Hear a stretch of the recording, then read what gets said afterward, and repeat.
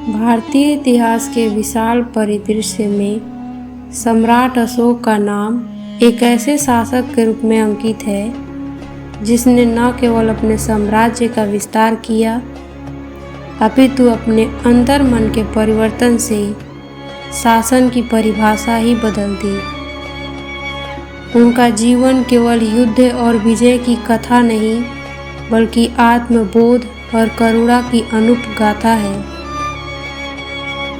परंतु ये प्रश्न उठता है कि एक विजेता सम्राट के हृदय में ऐसा कौन सा परिवर्तन हुआ जिसने उसे हिंसा के मार्ग से हटाकर धर्म और दया के पथ पर अग्रसर कर दिया। सम्राट अशोक का जन्म मौर्य वंश में हुआ। वे सम्राट बिंदुसार के पुत्र तथा महान चंद्रगुप्त मौर्य के पौत्र थे। उनका बाल्यकाल राजसी वातावरण से व्यतीत हुआ, जहां उन्हें युद्ध कला, राजनीति और प्रशासन का कठोर प्रशिक्षण प्राप्त हुआ। युवावस्था में ही उनके साहस और कठोर स्वभाव के कारण उन्हें एक सक्षम किंतु उग्र राजकुमार के रूप में देखा जाने लगा। क्या यही उग्रता उनके भविष्य की दिशा निर्धारित करने वाली थी? बिंदुसार की मृत्यु के पश्चात उत्तराधिकार के संघर्ष में अशोक ने अपनी योग्यता और दृढ़ता का परिचय देते हुए सिंहासन प्राप्त किया। सिंहासन पर आरूढ़ होते ही उन्होंने अपने साम्राज्य को सुदृढ़ और विस्तृत करने का संकल्प लिया। उनका शासन प्रारंभ में कठोर अनुशासन और शक्तिशाली सैन्य बल के लिए प्रसिद्ध था। वे एक ऐसे सम्राट के रूप में उभर रहे थे जिसके लिए विजय ही सर्वोच्च लक्ष्य था। अशोक के जीवन का सबसे महत्वपूर्ण और निर्णायक अध्याय कलिंग युद्ध।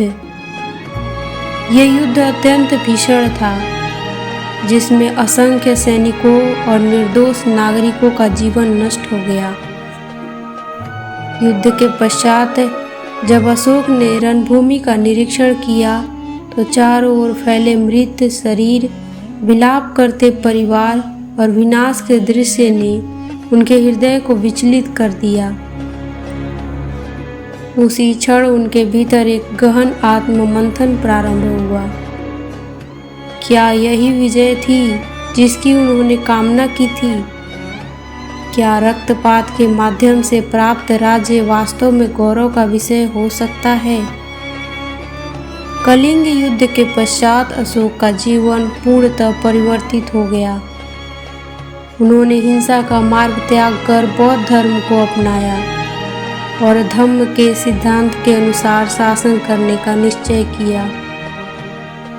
उन्होंने अहिंसा, करुणा और सहिष्णुता और नैतिक आचरण को अपने शासन का आधार बनाया।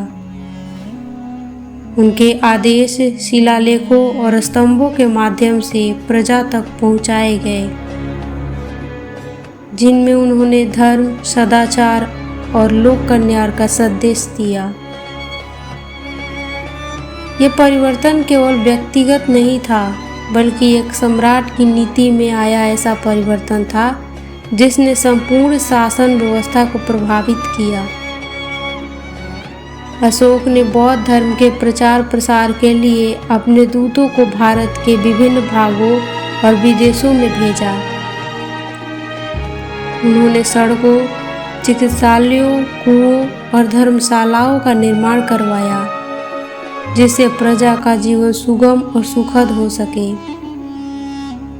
उनका शासन केवल शक्ति पर आधारित नहीं था, बल्कि जन कल्याण और नैतिकता पर आधारित था। क्या यही कारण है कि उन्हें धर्माशोक के नाम से भी स्मरण किया जाता है? सम्राट अशोक ने अपने जीवन के अंतिम वर्षों में धर्म और लोक कल्याण के कार्यों में स्वयं को समर्पित कर दिया। उनकी मृत्यु लगभग 232 ईसा पूर्व मानी जाती है। यद्यपि उनके जीवन का अंत सामान्य प्रतीत होता है, परंतु उनके द्वारा स्थापित आदर्श और विचार आज भी जीवित हैं। सम्राट अशोक का जीवन इस तथ्य पर साक्ष्य है कि सच्ची विजय बाहरी नहीं अपितु आंतरिक होती है। उन्होंने ये सिद्ध किया कि एक शासक की महानता उसकी शक्ति में नहीं बल्कि उसकी करुणा और न्यायप्रियता में है। उनकी कथा आज भी ये प्रश्न छोड़ जाती है कि क्या प्रत्येक मनुष्य अपने जीवन में ऐसा परिवर्तन ला सकता है जो न केवल उसे बल्कि समस्त समाज को एक नई दिशा प्रदान करे।